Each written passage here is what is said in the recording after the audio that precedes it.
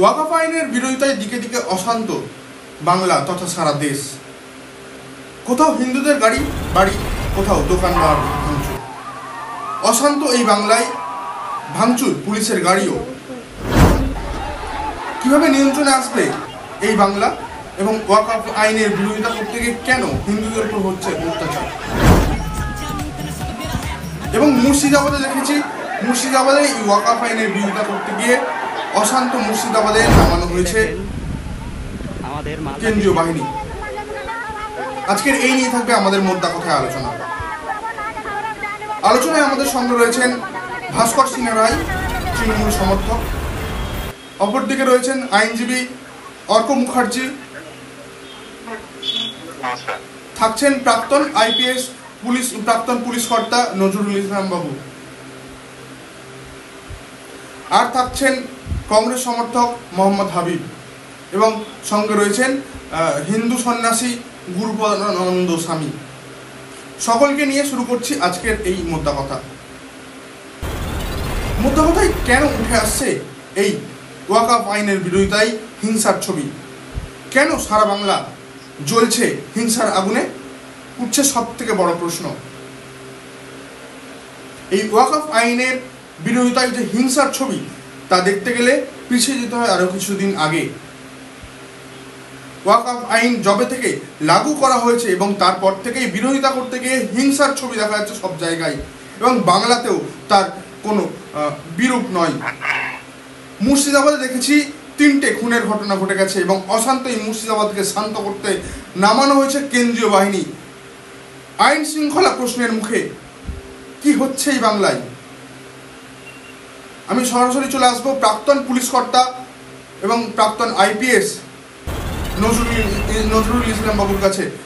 নজরুল বাবু, এই যে ঘটনা চলছে সারা বাংলা এবং সারা দেশে, ওয়াকফ আইনের বিরোধিতা করতে গিয়ে সারা দেশের বিভিন্ন জায়গায় দেখা যাচ্ছে এবং বাংলাতেও সংখ্যালঘুরা বা মুসলিমরা হিন্দুদের উপর অত্যাচার করছে, এই ছবি কিন্তু আসছে। এটা আর বলা চলে না যে সাম্প্রদায়িক কথা বলা যাবে না, কিন্তু সেই জায়গায় দেখা যাচ্ছে সাম্প্রদায়িক ঘটনা ঘটছেই। কি বলবেন এই আইন শৃঙ্খলার হার? এই যে আইন শৃঙ্খলা কোথায় নেমেছে, কোন তলানিতে ঠেকেছে আইন শৃঙ্খলা?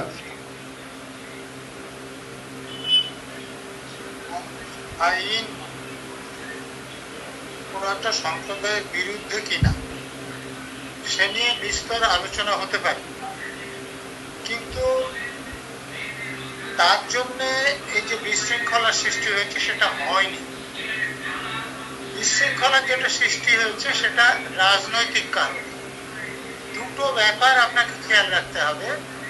আপনাদের এই যে কসবাতে ডিআই অফিসে যে ঘটনা ঘটলো,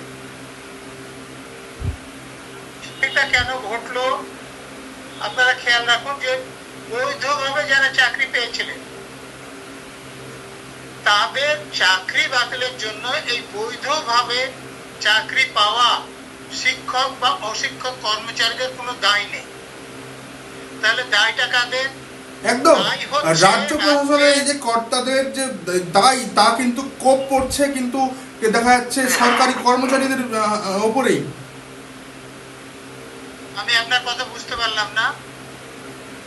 আমি বলতে চাইছি ঠিক আপনি যেটা বলছেন যে এসএসসির চাকরি দুর্নীতিতে যে অভিযোগটা এবং যেটা প্রমাণিত হয়েছে, তার অভিযোগটার কারণে কিন্তু সমস্যায় পড়েছেন, চাকরি হারিয়েছেন শিক্ষকরাই।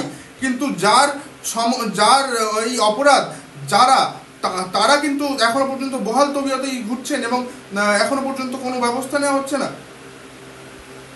শুধু তাই নয়, দেখুন যে আমাদের রাজ্যের শাসক দলের সর্বোচ্চ নেত্রী তথা মুখ্যমন্ত্রী, তিনি পুলিশ মন্ত্রীও বটে, এবং তার অধীনের শিক্ষামন্ত্রী পার্থ চ্যাটার্জি এবং তার অধীনস্থ এসএসসি বা এরকম সংস্থার লোকদের ব্যবহার করে কোটি কোটি টাকা তুলে কিছু লোককে অবৈধভাবে নিযুক্ত করা হয়। যদি না হতো তাহলে হাইকোর্টে মামলাই হতো। মামলা হওয়ার পরও যখন কোর্টের নির্দেশে সিবিআই প্রমাণ জোগাড় করে কোর্টে একটা তালিকা দিল যে এই লোকগুলো অবৈধভাবে চাকরি পেয়েছে, এসএসসি অস্বীকার করতে পারেনি যে এরা অবৈধভাবে চাকরি পেয়েছে। এটাও অস্বীকার করতে পারেনি যে এই যে সিবিআই যাদের চিহ্নিত করেছেন তার বাইরে যারা আছেন তাদের মধ্যে অবৈধভাবে চাকরি পাওয়া কেউ নেই। ফলে হাইকোর্ট বারবার সুযোগ দেওয়াতে এসএসসি তিনটে এফিডেভিট করেছে হাইকোর্টে, কিন্তু কোনো এফিডেভিটে বৈধভাবে কারা চাকরি পেয়েছেন অবৈধভাবে কারা চাকরি পেয়েছেন এটা দেননি, সুপ্রিম কোর্টেও দেননি। সেই জন্য প্রথমে হাইকোর্টে পরে সুপ্রিম কোর্টে চাকরি বাতিল হয়েছে। আপনারা প্রশ্ন করতে পারেন কেন দেননি? খুব পরিষ্কার, যদি যারা অবৈধভাবে চাকরি পেয়েছে তাদের তালিকাটা দিয়ে দিতেন তাহলে তাদের চাকরি তো যেতই। যেমন সিবিআই যাদের চিহ্নিত করেছে তাদের চাকরি গিয়েছে, তেমনি তাদের চাকরি যেত, তাদেরকে আর চাকরি দেয়া যেত না, তারা টাকা ফেরত চাইতেন। এই যে সুপ্রিম কোর্টের রায়ে চাকরি বাতিল হয়েছে, এতে করে নতুন করে যদি আবার নিয়োগ করা হয় তাহলে যারা বৈধভাবে চাকরি পেয়েছেন তারা চাকরি পাবেন কিনা আমার সন্দেহ আছে, কিন্তু যারা টাকা দিয়ে অবৈধভাবে চাকরি কিনেছেন অথচ সিবিআই তাদেরকে চিহ্নিত করতে পারেনি তারা কিন্তু চাকরি পাবেন এবং তাদের কাছ থেকে আরো টাকা আদায় করার সুযোগ হবে। এই জন্য তারা অবৈধভাবে যারা চাকরি পেয়েছে তাদের তালিকা দেননি। তো এই নিয়ে যখন আন্দোলন করছেন যারা বৈধভাবে চাকরি পেয়েছেন তখন সেটা নিয়ে আলোচনা হচ্ছে এবং রাজ্যের মুখ্যমন্ত্রী, শিক্ষামন্ত্রী এবং তাদের অধীনের কর্মচারীদের যে ঘুষ নেওয়ার যে চিত্রটা বাইরে চলে আসছে সেইটা তাদের পক্ষে কাঙ্ক্ষিত হচ্ছে না। ফলে আন্দোলনের অভিমুখটা ঘোরানো দরকার ছিল। তার জন্য যখন কসবায় যেদিন ঘটনা ঘটেছে তার আগের দিন আপনারা দেখবেন যে মুর্শিদাবাদে ঘটনা ঘটেছে এবং মুর্শিদাবাদে শুধু ভাঙচুর হয়নি, পুলিশের গাড়িও পুড়েছে। তারপর একজন রাজ্যের মন্ত্রীর প্রকাশ্য ঘোষণা আপনারা শুনেছেন যে এই যে আন্দোলন হয়েছে তাতে মুখ্যমন্ত্রীর অফিস থেকে ফোন করে তাকে বলা হয়েছে যে মুখ্যমন্ত্রী এতে সন্তুষ্ট। আমি জানি না সত্যি মুখ্যমন্ত্রীর অফিস থেকে ফোন করে সে মন্ত্রীকে বলা হয়েছে কিনা, যদি না হয়ে থাকে তাহলে মন্ত্রীর বিরুদ্ধে ব্যবস্থা নেওয়া উচিত, নেওয়া হয়নি। যদি বলে থাকে তাহলে পুলিশের গাড়ি পোড়ানোর পরও মুখ্যমন্ত্রী সন্তুষ্ট আছেন, তাহলে আন্দোলনটা কারা করাচ্ছেন? পুলিশকে নিষ্ক্রিয় রেখে এই যে পুলিশকে দোকানে লুকিয়ে ঢোকাতে বাধ্য করে কারা এটা? একদম রাজ্য পুলিশের দুটো ছবি আমরা দেখতে পাচ্ছি, ভিন্ন ছবি। কোথাও পুলিশ নিষ্ক্রিয় একদম দর্শকের ভূমিকায়, সেই জায়গায় অপরদিকে দেখা যাচ্ছে কোথাও পুলিশ অতি সক্রিয়। যেমন ডিআই অফিসে যখন এসএসসি চাকরিহারারা যখন এই বিক্ষোভ দেখাতে যায়, শান্তিপূর্ণ বিক্ষোভেও কিন্তু পুলিশের লাঠি চলে এবং হিংসাত্মক ছবি চলে আসে, পুলিশ লাথি মারতে দেখা যায় বিক্ষোভকারীদের। অপরদিকে কিন্তু দেখা যায় যে রাজ্যে যখন দিকে দিকে ওয়াকফ আইনের বিরোধিতায় যে হিংসা চলছে, যেখানে সংখ্যা লঘুরা এবং মুসলিমরা যে বিরোধিতা করতে গিয়ে পথে নামছে, বিরোধিতা করতে গিয়ে হিংসায় পা জড়িয়ে ফেলছে এবং পা দিচ্ছে, যেখানে পুলিশের গাড়িতে ভাঙচুর হচ্ছে, সেই জায়গা থেকেও পুলিশ কিন্তু সেখানে নীরব এবং পুলিশ মার খেয়ে লুকানোর রাস্তা পাচ্ছে না, এমন ছবিও কিন্তু আমাদের চোখে পড়ছে। নজরুলবাবু যেটা বলছিলেন, এবার সরাসরি চলে আসবো, ঠিক আমাদের সঙ্গে রয়েছেন স্বামী গুরুপদানন্দ, হিন্দু সন্ন্যাসী। তার কাছে যে মুর্শিদাবাদের যে হিংসার ছবি কিন্তু আমরা বারবার দেখতে পাচ্ছি, কেন হিংসার ছবি উঠে আসছে এই মুর্শিদাবাদে, সব থেকে বড় প্রশ্ন এখানে। মোদ্দা কথায় কি বলবেন গুরুপদানন্দ বাবু? দায়িত্ব পুরোটাই প্রশাসনের। একটি সম্প্রদায় যদি আগ বাড়িয়ে বিনা প্ররোচনায় ঝামেলা করতে আসে তাহলে তো প্রশাসনের উচিত তাদের রক্ষা করা, তাদের কন্ট্রোল করা, শান্তি রক্ষা করা তাদের দায়িত্ব। কিন্তু এখানে সম্পূর্ণ ব্যর্থ, প্রশাসন সম্পূর্ণ ব্যর্থ। এবং এই আন্দোলনটা আমার মনে হয় কোনো অ্যাঙ্গেল থেকে করানো হচ্ছে, কোনো একটা আন্দোলনের ধামাচাপা দেওয়ার জন্য হোক বা যে কোনো কারণে হোক। একদম নজরুলবাবু যেটা বলছিলেন যে এই ডিআই অফিসে চাকরিহারাদের বিক্ষোভ, দিকে দিকে যে বিক্ষোভ চলছে সেইটাকে অভিমুখ ঘোরানোর জন্যই কি এই কৌশল নিচ্ছে রাজ্য সরকার? সব থেকে বড় প্রশ্ন তো এখানেই আসছে। আমি নজরুলবাবুর কথাকে, মন্তব্যকে আমি সমর্থন করছি যে এটা একটা ঘটনা যে ডিআই অফিসে যেটা বারাসাত এবং কসবাতে ঘটেছিল, সেই আন্দোলনের মুখটাকে ঘুরিয়ে দেওয়ার জন্য এই অ্যামেন্ডমেন্ট বিলের বিরুদ্ধে এটা করানো হয়েছে। আর সর্বোপরি আমাদের প্রশাসনিক প্রধান যিনি মমতা ব্যানার্জি, শ্রদ্ধেয় মুখ্যমন্ত্রী শ্রদ্ধেয়া, তিনি কদিন আগে বলেছিলেন হিন্দু ধর্ম গান্ধা ধর্ম, এবং বিরোধী নেতাকে চ্যালেঞ্জ করে বলেছিলেন ওরা যদি দাঙ্গা শুরু করে আপনারা রক্ষা করতে পারবেন তো, নিজেকে রক্ষা করতে পারবেন তো? আমার মনে হয় এই ইঙ্গিতটা তিনি আগেই দিয়েছিলেন যেটা ঘটতে পারে, ঘটবে। আর মুর্শিদাবাদের যেটা ঘটনা ঘটেছে এটা অত্যন্ত দুঃখজনক। এটা আমাদের ধর্মনিরপেক্ষতা এবং সম্প্রীতির আঘাত। প্রায় 500 হিন্দু পরিবার ঘর ছাড়া হয়ে মালদাতে আছে, পারলালপুর স্কুলে 3 জন হিন্দু ভাই মারা গেছে একই বাড়ির একই পরিবারের। এটা দায়িত্ব সম্পূর্ণ প্রশাসনের। পারত নিশ্চয় আমাদের প্রশাসনের কাছে গোয়েন্দা বিভাগ আছে, গোয়েন্দা বিভাগে জানতে পারেনি একবারও এরকম ঘটতে পারে। একদম এইরকম হিংসার আগে থেকে কি কোনো রকম পূর্বাভাস ছিল না? রাজ্য পুলিশের কাছে কি এরকম কোনো ইন্টেলিজেন্স ছিল না? ইন্টেলিজেন্স তাহলে কি ফেলিওর হয়েছে, যার কারণে এই মুর্শিদাবাদের এরকম হিংসার ঘটনা? এবং এখনো পর্যন্ত যেটা জানা গেছে বিভিন্ন সংবাদ মাধ্যম এবং বিভিন্ন সূত্র মারফত যে মুর্শিদাবাদের একটা বড় অংশে, একটা বড় জায়গায় যেখানে কিনা পানীয় জলের মধ্যে বিষ মিশিয়ে দেওয়ার এরকম আতঙ্ক, একটা আশঙ্কাও ছড়িয়ে পড়েছে, যার কারণে এক কাপড়ে ঘর ছাড়তে হয়েছে হিন্দু পরিবারের মা, ছেলে পুলে সকলকে নিয়ে পথে নামতে হয়েছে। আইনজীবী অর্ক মুখার্জির কাছে সরাসরি আসবো। এই যে ঘটনা ঘটছে মুর্শিদাবাদের, শেষমেশ পুলিশের হাত থেকে আইন শৃঙ্খলার দায়িত্ব কেন্দ্রীয় বাহিনীর হাতে দেওয়া হলো। কি বলবেন এই ঘটনা কেন বাংলায় চলছে? আপনাদের একটা জিনিস আগে বুঝতে হবে, যেটা হচ্ছে এই যে মুর্শিদাবাদ বর্ডার লাগোয়া একটা হচ্ছে ডিস্ট্রিক্ট, এবং সেই ডিস্ট্রিক্টে যখন বাংলাদেশে একটা বিভৎস রকমের অস্থিরকর পরিবেশ সৃষ্টি হয়েছিল ইউনিসের সময়, তখন ওখান থেকে অনেক জায়গা যেখানে বর্ডার ফেন্সিং করা হয়নি সেখান থেকে কিছু প্রস্তুতি তারা ঢুকে মুর্শিদাবাদ, মালদায় এইসব জায়গায় ঘাঁটি গেড়েছিল, যেটা আশরাফুল্লাহ ঝুঁকি বলা হচ্ছে তাদেরকে। তারা তখন থেকে একটা জঙ্গিমূলক কার্যকলাপ শুরু করেছিল সেখানে। আর আজকে তারা শুধু অপেক্ষা করছিল একটা ইস্যু যারা সামনে আছে, যেটাকে নিয়ে তারা একটা এই ধরনের একটা বিশৃঙ্খল পরিস্থিতি শুরু করবে এই এন্টার ওয়েস্ট বেঙ্গলটা, তারা এন্টার ভারতবর্ষ জুড়ে, এবং সেটা তারা সামনে এসছে ওয়াকআউট বিলের নাম করে। আজকে আপনাদের একটা জিনিস বুঝতে হবে, এই ওয়াকআউট বিল যেটা পার্লামেন্টে পাস হয়েছে ডিবেটের মাধ্যমে, তাও প্রেসিডেন্টের অ্যাসেন্ট পেয়েছে, এবং তারপর থেকে সেটা এক হিসাবে পরিণত হয়েছে। আজকে সেটা সারা ভারতবর্ষের প্রত্যেকটা স্টেটে এটা লাগু হয়েছে, এটাকে কেউ আটকাতে পারে না। কোন স্টেট যদি বলে যে আমি আমার স্টেটে এটাকে লাগু করতে দেবো না, তাহলে সে সমস্ত ভুল কথা বলছে। কারণ এটাই আপনারা মনে রাখতে হবে যে স্টেটের যেমন নিজস্ব আইন আছে, সেরকম কেন্দ্রের নিজস্ব আইন আছে।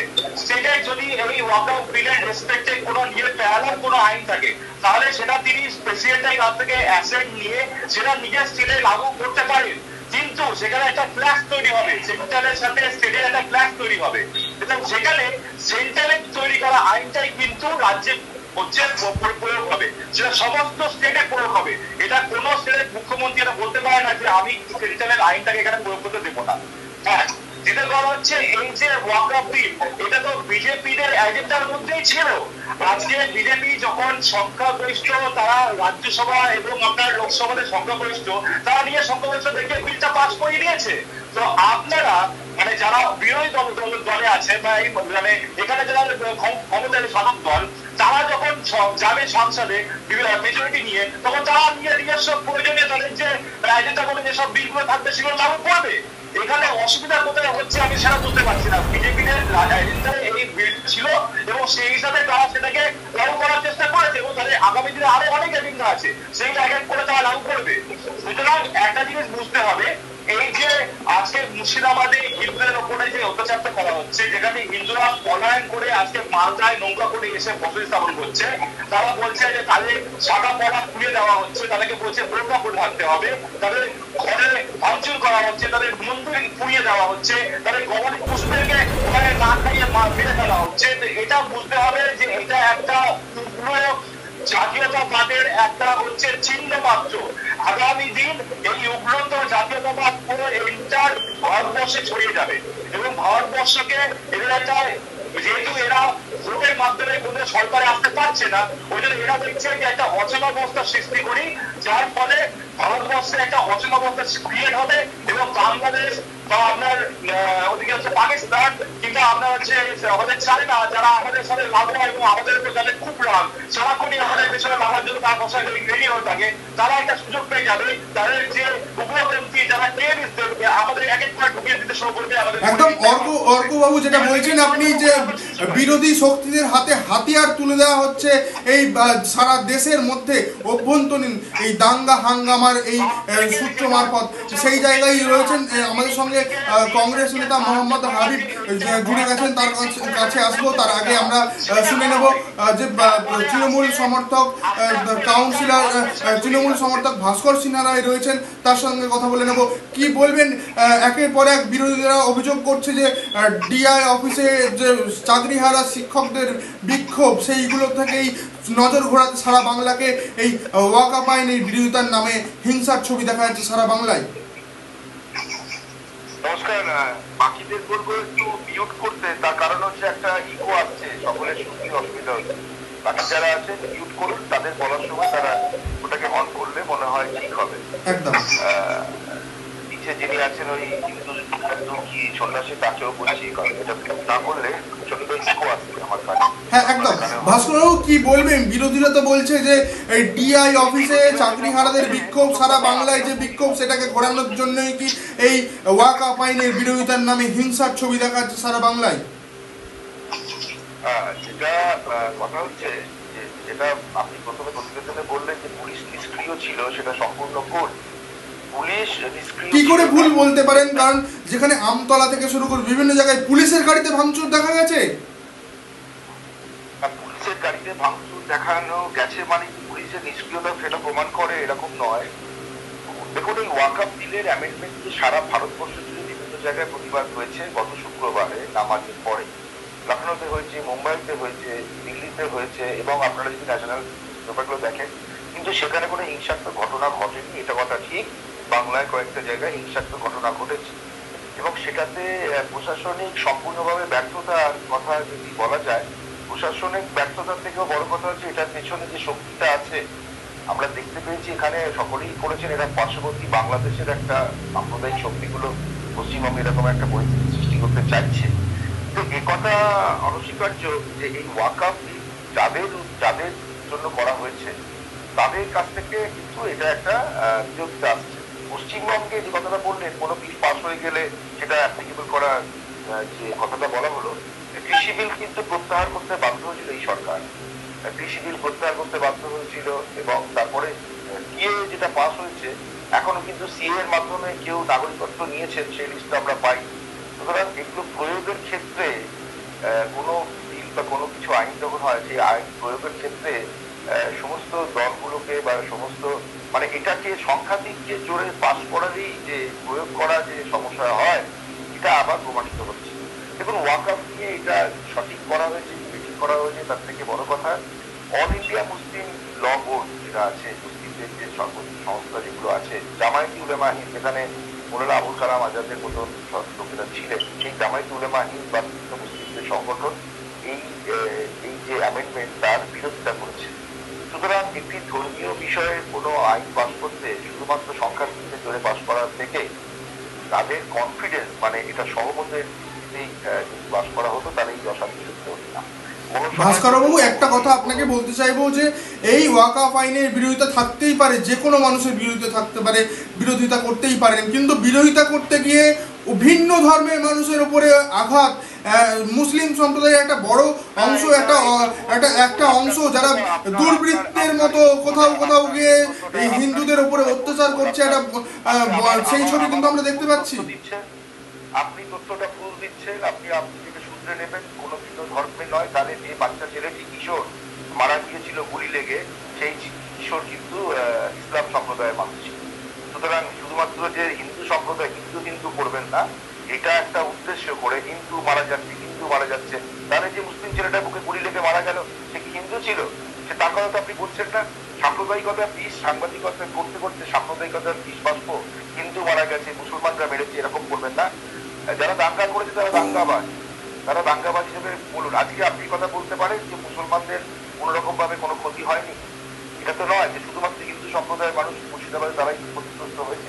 সুতরাং এটা একটা নির্দিষ্ট দল নির্দিষ্ট উদ্দেশ্যে নির্দিষ্ট কারণে এটা করছে, এবং এই সাম্প্রদায়িক শক্তিগুলোর সঙ্গে যারা লড়াইটা আমাদের সকলেরই, সেটা আমরা মেনে নিচ্ছি। তো এটাও ঠিক, 150 জন মানুষ গ্রেফতার হয়েছে মুর্শিদাবাদে, 150 জন মানুষ গ্রেফতার হয়েছেন, এবং এখানে এখন পরিস্থিতি স্বাভাবিক হতে যাচ্ছে। যে স্থানীয়রা মুর্শিদাবাদের মুসলিমরা, তারা এটার সঙ্গে গতকাল যুক্ত ছিল, এই ভাঙচুরের সঙ্গে, তারা হিন্দিভাষী নন। আমি মুর্শিদাবাদের আমার হিন্দা সহ বিভিন্ন জায়গায় যোগ করে আমাদের আত্মীয় স্বজন আছে, মুর্শিদাবাদে বহুবার গিয়েছি। মুর্শিদাবাদের বাঙালিরা কেউ হিন্দিভাষী নন, তারা হিন্দিতে কথা বলেন না, এবং সেই গন্ডগোল পাকানোর সময় দেখা গেছে এবং উঠে এসেছে সেখানে হিন্দিভাষী বহু বাইরের লোক ছিলেন, এবং বাংলাদেশেরও কানেকশন রয়েছে। সুতরাং এটাকে আমাদের সকলেরই এটাকে আটকানো বা প্রতিবাদ করা উচিত। আর প্রশাসনের ব্যর্থতা, হিন্দুদের মৃত্যু, এগুলো বলে আর যাই হোক, এটা সঠিক উদ্দেশ্য নয়। এটা একটা বিজেপি নামক দলটি এটা করেছে, এবং বহু সময় দেখা গেছে যে অনেক সময় অনেক হিন্দু মুসলিম সেজে দাঙ্গা বাঁধিয়েছে, বিভিন্ন ধর্মস্থান কলুষিত করেছে। একদম আপনি যেটা বলছেন যে প্রশাসনিক কোনো ব্যর্থতা নেই বাংলায়, পুলিশের তরফ থেকে নীরব দর্শকের ভূমিকা ছিল, সেটা ভুল বলা হচ্ছে, এবং হিন্দুদের উপরে অত্যাচার হচ্ছে, একটা বড় অংশের উপরে অত্যাচার হচ্ছে, সেটা আপনি বলছেন যে একটা বিশৃঙ্খল পরিস্থিতিতে শুধুমাত্র একটি ধর্মের লোকেরাই সেখানে ইয়ে হয়েছে, যে দোকানটা লুট হয়েছে সেখানে সেটা শুধু হিন্দুদেরই ছিল, মুসলমানদের দোকানগুলো লুট হয়নি বা তাদের সেখানে ভাঙচুর করা হয়নি, এরকম রিপোর্ট কি আপনি পেয়েছেন? একদম। এবারে সরাসরি চলে আসবো কংগ্রেস নেতা মোহাম্মদ হাবিবের কাছে। কংগ্রেসের এই সমর্থক মোহাম্মদ হাবিব, কি বলবেন? পুলিশের কোনো ব্যর্থতা নেই এই বাংলায়, হিন্দুদের উপর অত্যাচার হচ্ছে না এমন ছবি বলছেন। ধুলিয়ানে গিয়ে দেখেছেন যে সমস্ত, আপনি এই কথাটা বলে শেষ করছি 1 মিনিট, আপনি কি ধুলিয়ান সুতি শামশেরগঞ্জে গিয়ে দেখেছেন শুধুমাত্র হিন্দু সম্প্রদায়ের মানুষরাই মানে এই ঘটনার জন্য তারা ক্ষতিগ্রস্ত হয়েছে? কোন মুসলিম সম্প্রদায়ের লোক ক্ষতিগ্রস্ত হয়নি, কোন মুসলিম সম্প্রদায়ের লোক বাড়ি হারায়নি। সুতরাং এটা সঠিক তথ্য জোগাড় করেই বক্তব্য রাখবেন, কারণ সাম্প্রদায়িকতা বিষ বাষ্প যেন আমাদের বাংলাকে একদম কেউই চায় না সাম্প্রদায়িক সম্প্রীতি নষ্ট হোক, কিন্তু সাম্প্রদায়িক সম্প্রীতির নষ্টের ছবি কিন্তু বারবার দেখা যাচ্ছে। ভাস্করও এটা মানতেই হবে, কোথাও দেখা যাচ্ছে হিন্দুদের পতাকা খুলে দেওয়া হচ্ছে বাস থেকে, গাড়ি থেকে, এবং পরবর্তী সময় দেখা যাচ্ছে পাল্টা আবার হিন্দুরাও কোনো মুসলিম স্টিকার লাগানো, ইসলামিক স্টিকার লাগানো গাড়িতে মুছে দিচ্ছে। এই সাম্প্রদায়িক সম্প্রীতি যারা নষ্ট করছে তারা কারা? এই দুর্বৃত্তরা কারা? হাবিব বাবুর কাছে কথা জেনে নেব। হাবিব বাবু এরা কারা তাহলে?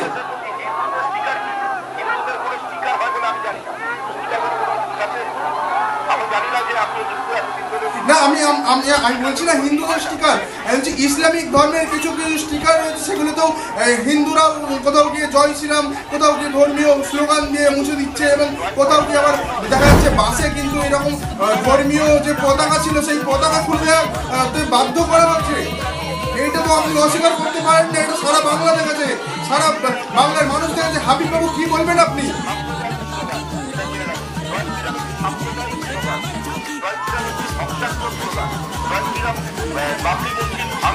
হাবিব বাবু আপনি কি বলবেন? রাজ্য পুলিশের কোনো আইনি ব্যর্থতা নেই, কোনো আইন শৃঙ্খলার কোনো প্রশ্ন আসছে না। ভাস্করবাবু যেটা বলছেন যে পুলিশের ভূমিকায় কোনো রকম নীরব দর্শকের ভূমিকা ছিল না। আমতলাতেও আপনি দেখেছেন যেখানে পুলিশের গাড়িতে ভাঙচুর চালানো হয়েছে ওয়াকফ আইনের বিরোধিতা করতে গিয়ে। একটা কথা বলি, প্রথমত আপনাদের যে টপিকটা রয়েছে যার উপরে আজকে বসেছি, এটা খুব লজ্জাজনক। আমি মনে করি যে ভারতবর্ষ তথা বাংলায় যে ধরনের ঘটনা ঘটছে সেটা অভিপ্রায় নয়। তো এই ঘটনার সূত্রপাত কিন্তু বিজেপির হাত ধরে শুরু হচ্ছে একটাই কারণ, এটা আপনারা জানেন বেশ কিছুদিন আগে শুভেন্দু অধিকারী যিনি বিজেমূলে আছেন, গোটা পরিবারটা একটা সময় টিএমসিতে ছিল, চুরি করতো, গরুর মাংস খেত ইত্যাদি ইত্যাদি। এখন সব পরিবার ওখানে ধান্দাবাজি মিটে গেছে, ধান্দাবাজি মিটে যাওয়ার পরে ওখান থেকে আবার চলে গেছে, এখন সমূলে ওই ওয়াশিং মেশিনে ঢুকে গেছে। তো উনি প্রথম থেকেই বলে আসছে, ওই বিজেমূলিটা উনি প্রথম থেকেই বলে আসছে এই মসনদের বসার জন্য যে যেভাবে 355 মানে অঘোষিত রাষ্ট্রপতি শাসন করার জন্য যেভাবে উঠে পড়ে লেগেছে, সেটা ওনার নিজস্ব স্টেটমেন্ট। এবং আমি এটা 2 বছর ধরে আমার পার্সোনাল প্রোফাইল থেকে আমি বলে আসি যে বিজেমূলিটা প্রথম থেকে এই ধারাবাহিকতাটা রাখার চেষ্টা করতে যেন তেন প্রকারে 355টা বিশেষ করে যাতে বাংলায় লাগু করা হয়, এই ধারাবাহিকতা করতে বলে নিজে বলেছে যে সেটা করতে গেলে কি করতে হবে আমার জানা আছে, অবশ্যই জানা থাকা দরকার। কারণ উনি টিএমসির হাঁটুর ঘর থেকে সমস্ত টেকনিক শিখে গেছে যে কিভাবে মসনদকে দখল করতে হয়। সেটা করতে গিয়ে আপনারা দেখবেন একটার পর একটা উস্কানিমূলক কথাবার্তা, এবং সেখান থেকে সুকান্ত মজুমদার থেকে শুরু করে দিলীপ ঘোষ কেউ বাদ যায় না, প্রত্যেকেরই একটা ধরো মারো কাটো এই প্রবণতার দিকে এগিয়ে গেছে।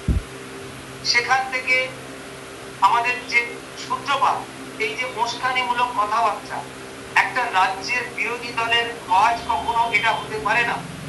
একটা বিরোধী দল শুধুমাত্র হিন্দু মুসলিম করবে, তার উপরে নির্ভর করে তিনি মসনদে বসবেন এই বাংলায়, তিনি মুখ্যমন্ত্রীকে সরিয়ে মুখ্যমন্ত্রী হবে, এই যে লড়াইয়ের মধ্যে অ্যাকচুয়ালি দেখুন এখানে হিন্দু মুসলিমটা নয়, এখানে মেন লড়াইটা হচ্ছে হিন্দু ভার্সেস হিন্দু, হিন্দু ভার্সেস হিন্দু লড়াইটা। আমি বারবারই বলি এই লড়াইয়ে কিন্তু কোন মুসলিম এই মুখ্যমন্ত্রীর পদে নেই, পরে পরে পরে বলবেন। এখানে লড়াইটা দেখবেন হিন্দু ভার্সেস হিন্দু, কোন মুসলিম এই লড়াই নেই। কেন বলতে পারেন? কারণ এই মসনদে কোন মুসলিম বসবে না মুখ্যমন্ত্রীর পদে এই বাংলায়। লড়াইটা হচ্ছে এই দিল্লি হোক আর বাংলা হোক বা অন্যান্য রাজ্যে, এখানকার একটা রাজ্য ছাড়া সবাই জানে যেখানে কোনো মুসলিম মুখ্যমন্ত্রী হবেও না, কোনো প্রধানমন্ত্রী ভারতবর্ষে এই মুহূর্তে হবেও না, এটা সবাই জানে, যারা মুসলিম আছে সবাই জানে। এই মুসলিমদেরকে নিয়ে যেরকম একটা রেড গুটি খেলা হয় না, মানে আপনার ক্যারাম বোর্ড এখন আর খেলা হয় না, এই ক্যারাম বোর্ডের গুটিটা রেড গুটি খেলার পর একটা কভার দেওয়া, সেই মুসলিম সম্প্রদায়কে সেই কভার গুটির মতো ব্যবহার করা হয়, তার বাইরে কিছু। তাহলে ব্যবহারটা করছে কারা? ব্যবহারটা করছে কারা হাবিবদা? প্রশ্ন এখানে আসছে, যারা হিংসার ছবিতে আসছে তারা কিন্তু একদম যে দুর্বৃত্তরা, এই দুর্বৃত্তদের পরিচয় কি, তারা কি কেন করছে তারা এই আইনের বিরোধিতা করতে গিয়ে হিংসা? ওয়াকফ আইনের বিরোধিতা থাকতেই পারে, বিরোধিতা করতেই পারেন আপনিও, কিন্তু হিংসা কেন হবে?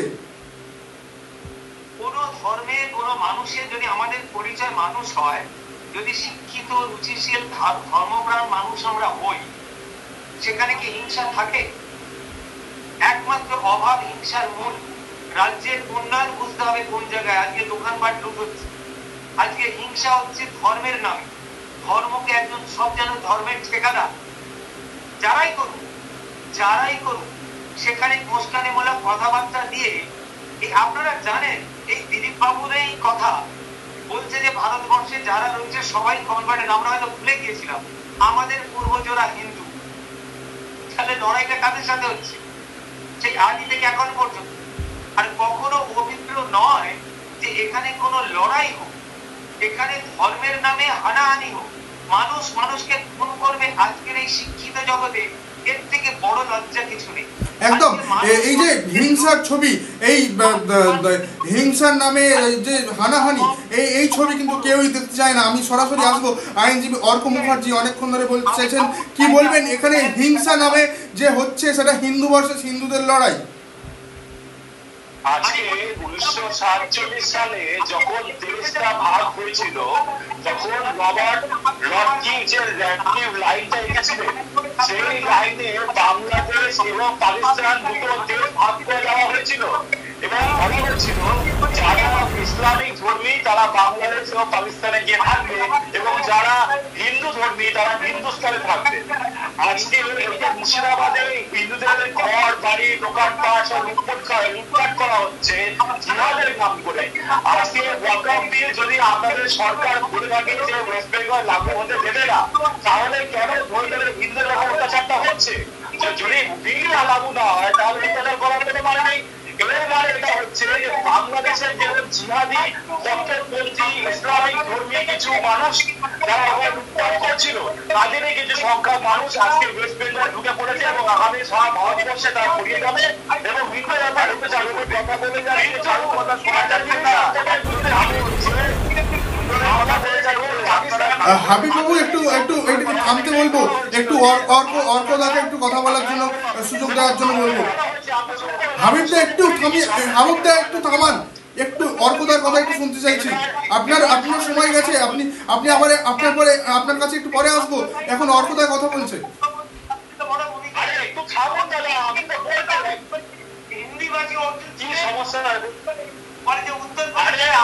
হাবিবদা এবার অর্কদাকে একটু বলতে দিন। আপনি বলেছেন আপনার কাছে আবারও ফিরে আসবো, আপনার কাছে আবারও ফিরছি, একটু অর্কদাকে বলতে দিন। আমি বলছি আজকে অর্জুন সিং এত বড় স্পর্ধা পায় কি করে? একদম এই সব প্রশ্ন নিয়ে আপনার কাছে আসবো, অর্কদাকে একটু বলতে দিন। অর্কদাকে একটু বলতে দিন, অর্ক মুখার্জি বলবে।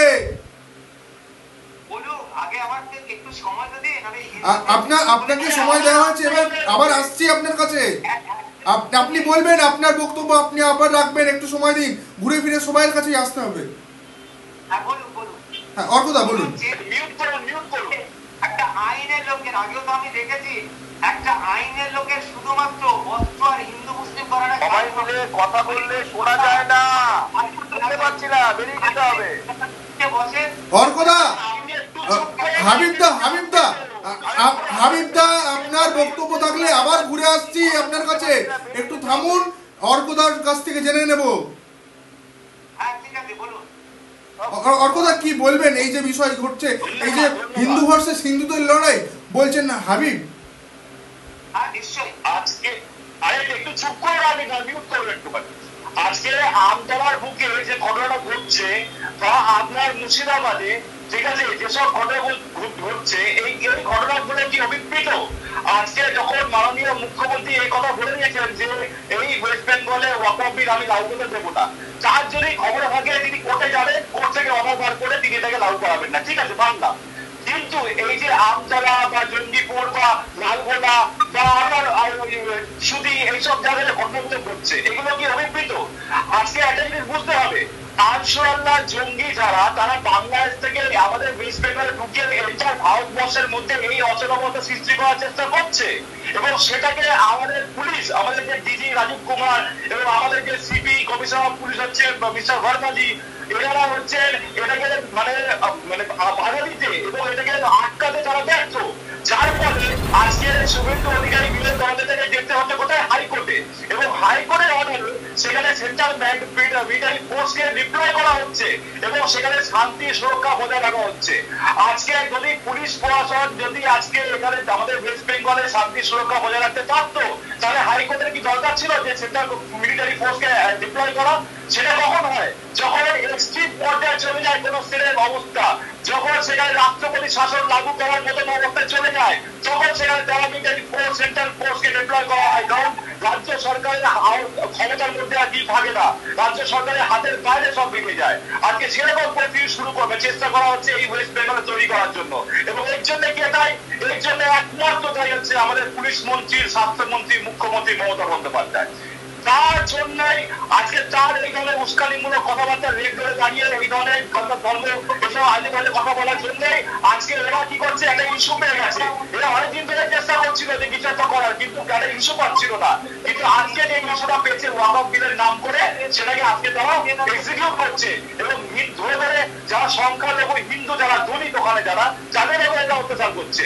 এবং শুধু তাই নয়, ওখানে যারা ব্যবসায়ী যারা ওখানে ডাক্তার, যারা ওখানে আইনজীবী, কারোকে রেহাই করা হচ্ছে না, প্রত্যেকের বাড়িতে গিয়ে হাসাহাসানি করা হচ্ছে, হুমকি দেওয়া হচ্ছে, মানুষ ভয়ে রাস্তায় বেরোতে পারছে না, এরকম একটা পরিস্থিতি আজকে সৃষ্টি করা হয়েছে। সুতরাং এটা সারা ভারতবর্ষে ছড়িয়ে দেওয়ার একটা পরিকল্পনা আছে, কিন্তু কে এটা হতে দেবে না। সারা আপনাদের বুঝতে হবে, এই ওয়েস্ট বেঙ্গলে হয়তো দিদিমণি টিএমসি ক্ষমতা থাকতে পারে, কিন্তু এন্টার ভারতবর্ষে কিন্তু মেজরিটিতে বিজেপি কিন্তু ক্ষমতা আছে, এবং যার ফলে তাদের এজেন্ডা যেটা সেটা আগেও বলেছি, আপনাকে আবারও বলছি, তাদের এজেন্ডা কিন্তু তারা এক এক করে ফুলফিল করছে। আপনারা যখন কংগ্রেস ক্ষমতায় ছিল তখন কিন্তু কংগ্রেস তাদের এজেন্ডা ফুলফিল করতো, আজকে বিজেপি ক্ষমতায় আসছে, বিজেপি তাদের এজেন্ডা ফুলফিল করছে। সুতরাং এখানে কোনো বিচারিতা নেই। আপনারা যদি মনে হচ্ছে যে এই বিলের বা এই অ্যাক্টে কোনো প্রবলেম আছে, আমরা যান, আমরা সুপ্রিম কোর্টে যান, আমরা সুপ্রিম কোর্টে গিয়ে একটা পিটিশন ফাইল করুন এবং বলুন যে স্যার এই একটা যেন একমাত্র একদম এই আইনের বিরোধিতা করতে গিয়ে আইনি পথে এগোনো যেতেই পারে, কিন্তু আইন কেন নিজের হাতে তুলে নেওয়া হচ্ছে? একটা বড় অংশ যারা দুর্বৃত্তায়ন করছে, এই দুর্বৃত্তরা কারা, কি কারণে আইন শৃঙ্খলার এইরকম অবনতি? সরাসরি চলে আসবো এক্স আইপিএস নজরুল ইসলাম বাবুর কাছে। দীর্ঘদিন নজরুল বাবু আপনি বিভিন্ন আইনের বড় সড়ো দায়িত্ব সামলেছেন এবং পুলিশের বড় দায়িত্ব সামলেছেন, সেই জায়গা থেকে কি বলবেন? আইন শৃঙ্খলার যে ছবি দেখা যাচ্ছে সেটা কি অবনতির ছবি নয়?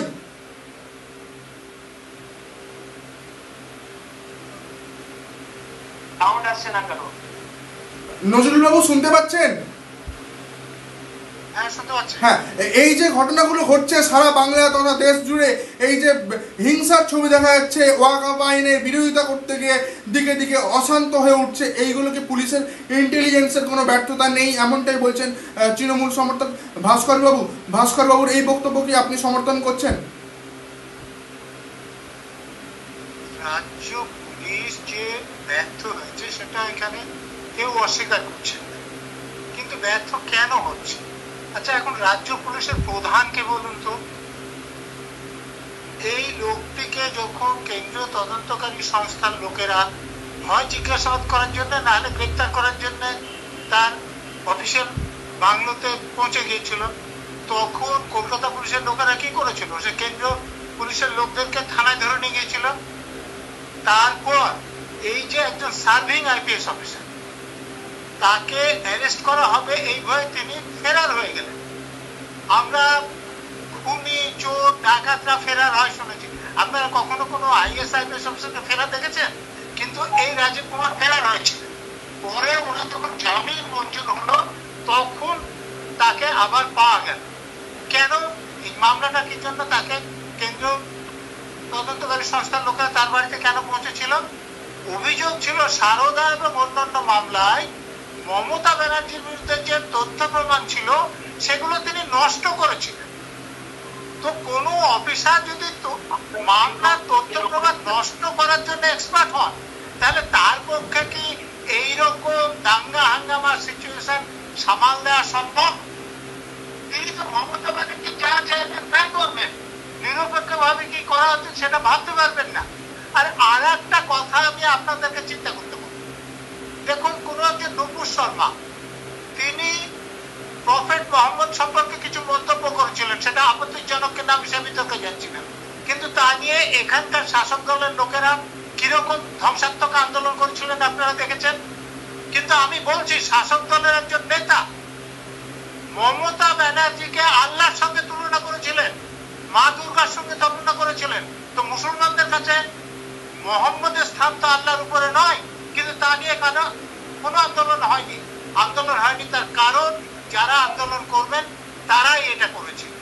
তো এর থেকে যদি আপনারা সিদ্ধান্ত আসতে চান, তাহলে এই যে মুর্শিদাবাদে যা ঘটেছে সেটা মমতা ব্যানার্জি রাজীব কুমারদের দিয়ে যা করিয়েছেন সেটা হচ্ছে এই ফলে পুলিশের পক্ষে তাদের সামাল দেওয়া সম্ভব নয়, সেই জন্য কেন্দ্রীয় বাহিনী ডাকতে হয়েছে। এটা রাজ্যের পুলিশের পক্ষে লজ্জাজনক। ভাস্কর বাবু, এটা তো রাজ্য পুলিশের পক্ষে লজ্জাজনক এমনটাই বলছেন এক্স আইপিএস নজরুল বাবু। তিনি তো দীর্ঘদিন পেশাগত দিক থেকে একাধিক বড় সড়ো দায়িত্ব সামলেছেন, কি বলবেন এই বিষয়ে? রাজ্য পুলিশের ব্যর্থতা নয়, এখনো একই জায়গায় থাকবেন আপনি? আমাদের আলোচনাতে এটাও উঠে এলো যে বাংলাদেশের জঙ্গি সংগঠনগুলো সারা ভারতবর্ষে ছড়িয়ে পড়েছে এবং মুর্শিদাবাদের পাশেই বাংলাদেশ, এবং তাদের এখানে এই বিষয়ের সঙ্গে যুক্ত থাকাটা স্বাভাবিক বলেই মনে করা হচ্ছে। এবং আমরা জানি বর্ডার পাহারা দেয় বিএসএফ, তাহলে এবারে রাজ্য পুলিশ ইন্টারন্যাশনাল বর্ডার পাহারার দায়িত্বেও থাকবেন বলে বলছেন। তাহলে বাইরে থেকে বহিঃশত্রুর আক্রমণ বা বাইরে থেকে কোনো লোক যদি ঢুকে পড়ে দেশে অশান্তি সৃষ্টি করার জন্য, সাম্প্রদায়িক উস্কানির জন্য, গোলমাল পাকানোর জন্য, সে বিষয়ে কি বিএসএফ বা কেন্দ্রীয় সরকার তার মানে দায়িত্ব কি অস্বীকার করতে পারে? দেখুন, পুলিশ প্রশাসন স্থানীয় স্তরে এই যে ঘটনাটা মুর্শিদাবাদে হয়েছে, এতে বাইরের শক্তি এবং বাইরের লোকেদেরই এখানে ইনভলভমেন্ট ছিল। পুলিশ প্রশাসন হচ্ছে স্থানীয় বিষয়ে, স্থানীয় ব্যাপারে করে। এবং আপনি জানেন দেশের একটা ইন্টেলিজেন্স আছে, আমাদের দেশের যে ইন্টেলিজেন্স, সেন্ট্রাল ইন্টেলিজেন্স, যেটা নজরুলবাবু আরো ভালো জানেন, তাদের কাছে এই বাইরের লোকেদের এইভাবে বাংলাদেশের যে ভয়ঙ্কর পরিস্থিতি, তারপরে বাংলাদেশ থেকে আমাদের দেশের মধ্যে লোক ঢুকে বিভিন্ন রকম স্লিপার সেলগুলোকে সজাগ করে গন্ডগোল পাকাচ্ছে বা পাকাবে, এই খবর কি তাদের কাছে ছিল না? আমি কেন্দ্রীয় সরকারের ভূমিকাটা এই কারণে বলছি, রাজ্য সরকারের পুলিশের প্রশাসনিক ব্যর্থতার কথা যারা বলছেন, তারা কেন বাংলাদেশ থেকে ঢুকে পড়া, বাংলাদেশের যে এই ব্যাপারের মধ্যে ইনভলভমেন্ট, বাংলাদেশের জঙ্গিদের বা সাম্প্রদায়িক মানে সম্প্রীতি নষ্ট করার যে প্রয়াস, সেটার জন্য কেন্দ্রীয় সরকারকে কেন তারা দায়িত্ব করতে পারছেন? এটা কেন রাজনৈতিক বিষয় না? দুই, আপনি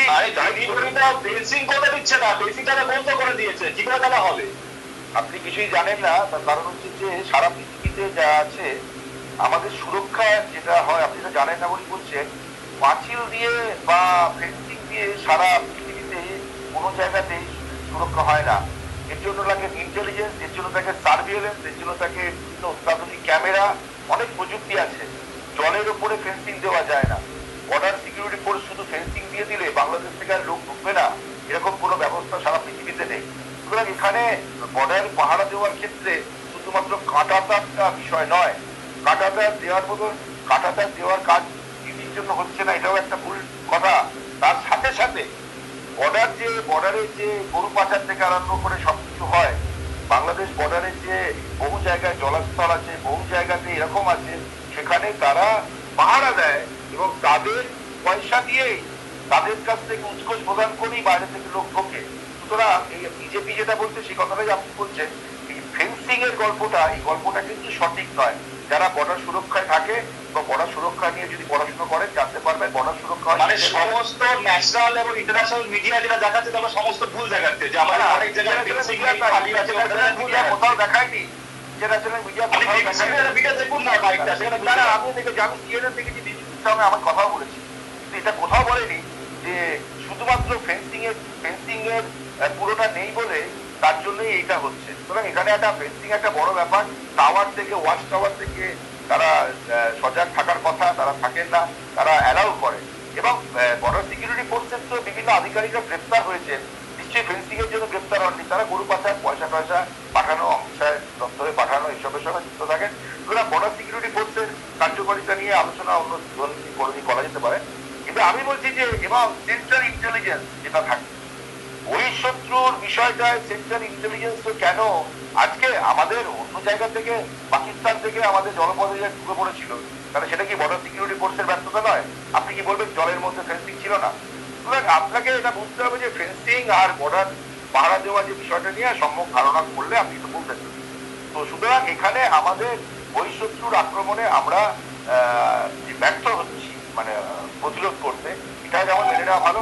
এবং বাংলার যে সভ্যতা সংস্কৃতিকে নষ্ট করার জন্য পার্শ্ববর্তী রাজ্য থেকে এবং আগামী দিনে অমিত শাহ আসছেন, তিনি এই ধরনের দাঙ্গা বাঁধানোতে বা গোলমাল বাঁধানোতে বাংলায় আসছেন, সেই জন্যই হয়তো। এবং এনার উদ্দেশ্য হচ্ছে আগামী 2026-এ বিজেপি নির্বাচন এবং এখানে এমআইএম এর মতো কিছু দল যারা বিজেপির সহযোগী, এমআইএম আসাউদ্দিন ওয়েসির মতো দল, তারাও কিন্তু ওখানে প্রতিটা কেন্দ্রে প্রার্থী দেবেন। এটাতে কোনো একটা ভোটের রাজনীতি, শান্ত বাংলাকে অশান্ত করতে চাইছে স্থানীয় মানুষ। তাহলে কি এটা ওয়াকফ আইনে শান্ত বাংলাকে অশান্ত করার জন্যই এই ওয়াকফ আইন লাগু করা হয়েছে? হিন্দু ভার্সেস হিন্দুদের লড়াই, কি বলবেন? আমাদের সঙ্গে রয়েছেন হিন্দু সন্ন্যাসী গুরুপদানন্দ বাবুর কাছে আসবো, যেটা কি তাহলে শুধু হিন্দু ভার্সেস হিন্দুদের লড়াই? বিদায় নেবো, আমার একটা জায়গা যাওয়ার আছে, 1 ঘন্টা হয়ে গেছে, আমি 11টা থাকবো, 11টা 30 সকলকে ধন্যবাদ। হ্যাঁ ভাস্কর বাবু, আপনি আসতে পারেন। গুরুপদানন্দবাবু উনি আছেন। গুরুপদানন্দবাবু, আপনি কি শুনতে পাচ্ছেন? আপনি মাইকটা অন করে নেবেন এবং কি বলবেন, এটা কি তাহলে বাংলায় যেটা চলছে ওয়াকফ আইনের বিরোধিতা করতে গিয়ে দিকে দিকে হিংসা, সেটা কি শুধুমাত্র হিন্দু ভার্সেস হিন্দুদের লড়াই?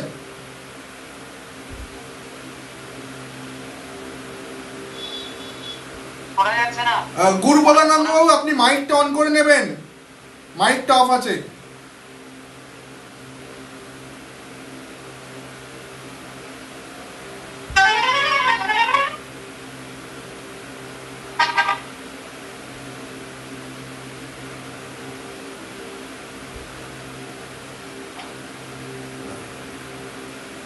শুনতে পাচ্ছেন আপনি?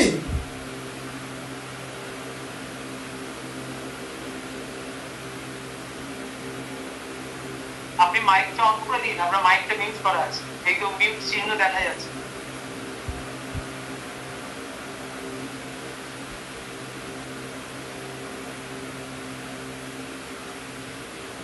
না, প্রযুক্তিগত কারণে গুরুপদবাবুর সাথে আমাদের যোগাযোগ করা যাচ্ছে না, মাইকটা অফ করা রয়েছে, উনি বুঝতে পারছেন না। আমরা চলে আসবো সরাসরি আইনজীবী অর্ক মুখার্জির কাছে। এটা কি তাহলে শুধু হিন্দু ভার্সেস হিন্দুদের লড়াই? এইটা আইন শৃঙ্খলার ব্যর্থতা নয়, এটা হিন্দুদের ওপর অত্যাচার কারা করছে? হিন্দুরাই করছে। দেখুন, ভাস্করবাবু তো চলে গেলেন, আমি তো ওনাকে একটা প্রশ্ন রাস্তে করলাম, উনি উত্তর দিতে পারলেন না।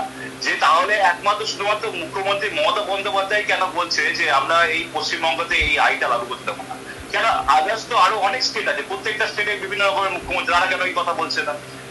এই যে দিদিমণি এই যে উস্কানিমূলক মন্তব্য, এই যে মুসলমান সম্প্রদায়কে একটুখানি উস্কে দেওয়া, এবং আপনাদের একটা জিনিস আমি আগেই বলেছি, আবারও বুঝতে হবে যে বাংলাদেশ এবং পাকিস্তান, মানে আমাদের পাঞ্জাব এবং ওয়েস্ট বেঙ্গল, এই দুটো তো হচ্ছে বর্ডার লাগোয়া এরিয়া। এখানে আমরা হচ্ছি ওই দেশে বাংলাদেশের লাগোয়া পুরো একদম মানে গায়ে ঘেঁষা বর্ডার, মানে একই জায়গায় একই জমিতে চাষ হয়, ওপারে চাষ হয় এখানে চাষ হয়। পাকিস্তানের ক্ষেত্রে, পাঞ্জাবের ক্ষেত্রেও তাই লাগোয়া। তো সেখানে আজকে এই ধরনের ছোট ছোট একটা ইস্যু যদি আপনি একটু উস্কে দেন, একটা বিশাল রকমের একটা সাম্প্রদায়িক একটা হিংসার সৃষ্টি হবে। আজকে এই যে নজরুল বাবু যে কথাটা বলছিলেন,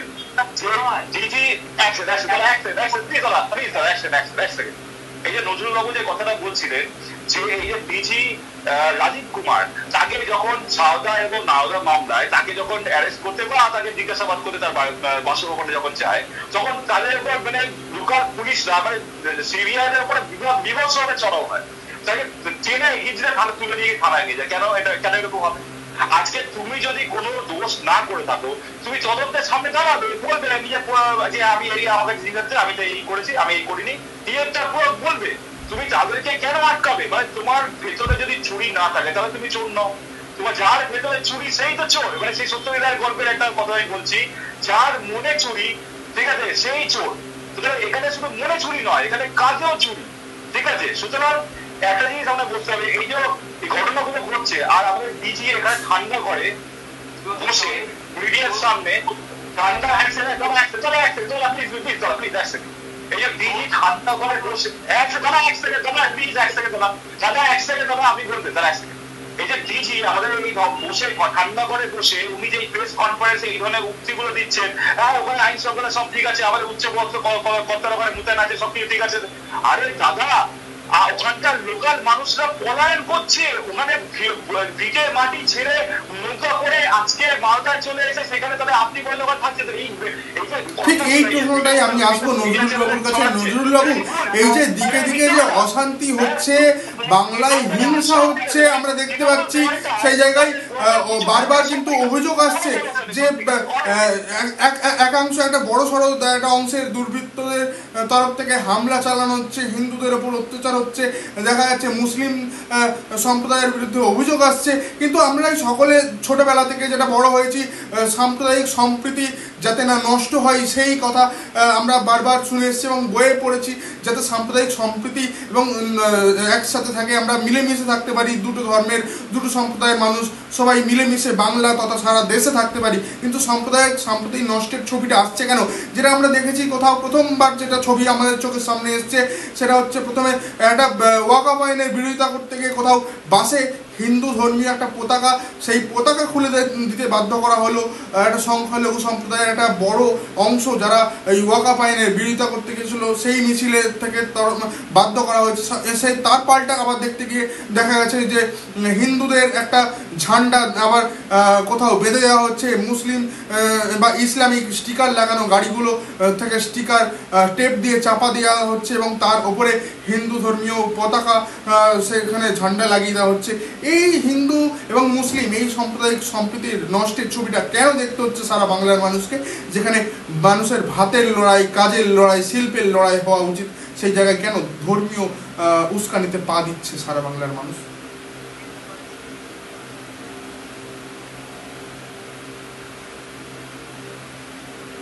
নজরুল বাবু শুনতে পাচ্ছেন? শুনতে পাচ্ছে, কিন্তু একে অপরের কথা, আপনাদের কথা পরিষ্কার হচ্ছে না।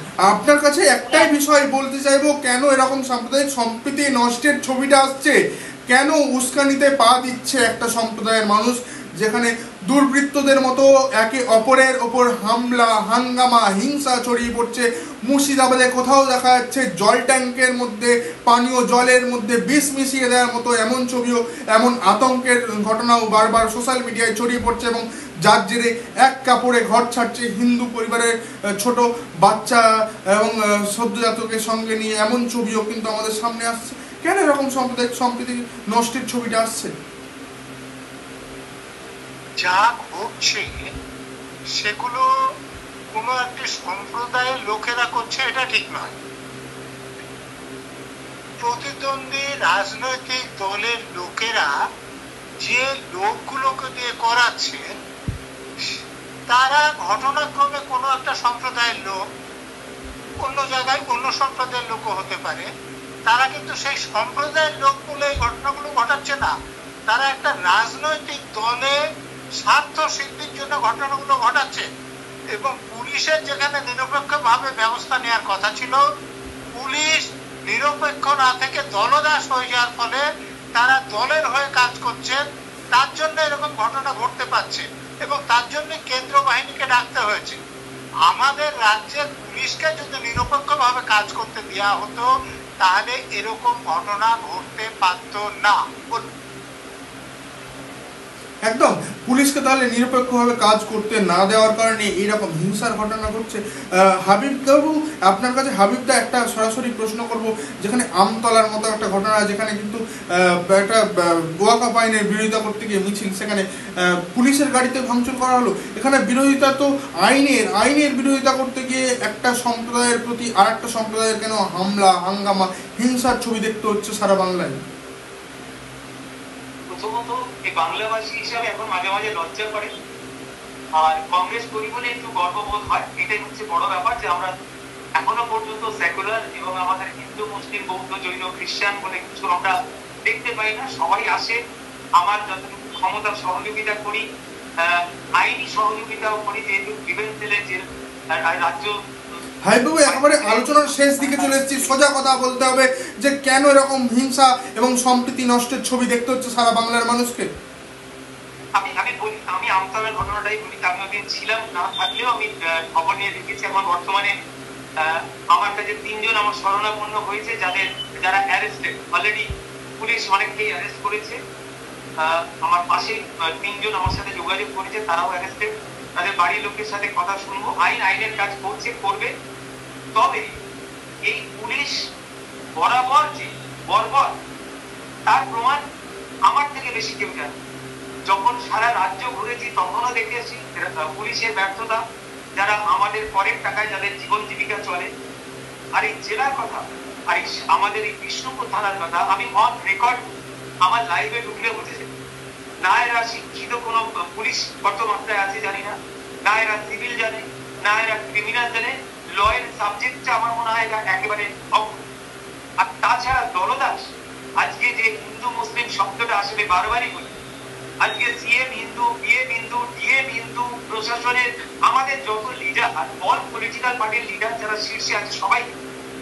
তারপরেও আমি যদি সিম্বলিক নাম একটা নেই, শেখ শাহজাহান জন্মায় কি করে? শেখ শাহজাহানের প্রতি যখন আমরা কমপ্লেন নিয়ে যাই, আমিও একজন মুসলিম, যখন থানায় বসে কমপ্লেন নিয়ে যাই, তখন কিন্তু থানায় কমপ্লেন নেয় না সেই সব শেখ শাহজাহানদের। কেন?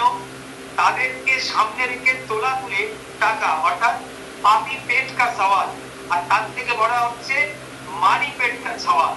এদের এই রাজ্যে তোলামুলদের পাল্লায় পড়ে পুলিশ প্রশাসন এদের একটা বড় অংশে তারা যে তোলামুলিদের পয়সায় খায়, যে যারই হোক লুটে আনবে, পুলিশকে ভাগ দেবে, পুলিশ তারপরে পার্টি অফিসে ভাগ দেবে, এ সবকিছু করে।